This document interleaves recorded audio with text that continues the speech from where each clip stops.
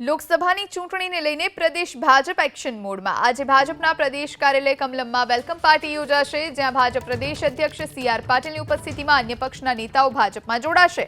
પૂર્વ ધારાસભ્યો, જિલ્લા તાલુકા પંચાયતના પૂર્વ સભ્યોને ભાજપમાં વેલકમ કરવામાં આવશે।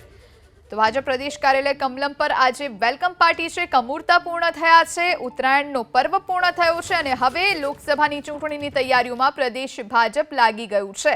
આજે ભાજપના પ્રદેશ કાર્યાલય કમલમમાં વેલકમ પાર્ટી યોજાવા જઈ રહી છે, જ્યાં પ્રદેશ અધ્યક્ષ સી.આર. પાટીલની ઉપસ્થિતિ હશે। અન્ય પક્ષના નેતાઓ આજે ભાજપમાં કેસરીઓ ધારણ કરવાના છે। આ વિશે વધુ જાણકારી મેળવીશું। અમારા સંવાદદાતા હિરેન રાજ્યગુરુ લાઈવ જોડાયા છે। હિરેન, લોકસભાની ચૂંટણીને હવે ગણતરીના મહિનાઓ બાકી છે અને હવે એક તરફ કમૂરતા પૂર્ણ થયા છે એટલે ભાજપ એક્શનમાં આવ્યું છે। કયા કયા ધારાસભ્યો, પૂર્વ નેતાઓ ભાજપમાં જોડાવા જઈ રહ્યા છે? શું વધુ અપડેટ્સ આપની પાસે?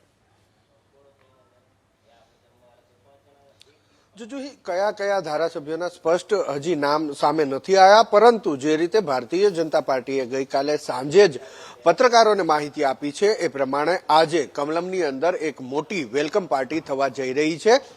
તે અંતર્ગત કેટલાક પૂર્વ ધારાસભ્યો, જિલ્લા અને તાલુકા પંચાયતના પૂર્વ સભ્યો, શહેરોના પૂર્વ પ્રમુખો ભારતીય જનતા પાર્ટીમાં જોડાઈ શકે છે તે પ્રમાણેની માહિતી સત્તાવાર રીતે આપવામાં આવી છે। જોકે હજુ સુધી એક પણ નામ ભારતીય જનતા પાર્ટી તરફથી નથી આપવામાં આવ્યું, પરંતુ રાજકોટ જિલ્લા પંચાયતના વિપક્ષના નેતા અર્જુન ખટારિયા, કે જેને થોડા દિવસ પહેલા જ કોંગ્રેસ પાર્ટીએ પદભ્રષ્ટ કર્યા છે, તે આજે કમલમ આવે અને કેસરીઓ ધારણ કરે તેવી પૂરેપૂરી શક્યતા સામે આવી છે અને તેમના તરફથી આ માહિતી રાજકોટના પત્રકારોને આપવામાં આવી છે। એટલે આ એક નામ અત્યારે સામે આવ્યું છે અને તેમની સાથે રાજકોટ શહેર અને રાજકોટ જિલ્લાના કેટલાક કોંગ્રેસી કાર્યકરો, કોંગ્રેસી આગેવાનો પણ ભારતીય જનતા પાર્ટીમાં આજે જોડાય તેવી માહિતી મળી રહી છે। આ ઉપરાંત ઉત્તર ગુજરાતના કેટલાક કોંગ્રેસના આગેવાનો ભારતીય જનતા પાર્ટીમાં જોડાય તે પ્રમાણેની માહિતી હાલ મળી રહી છે।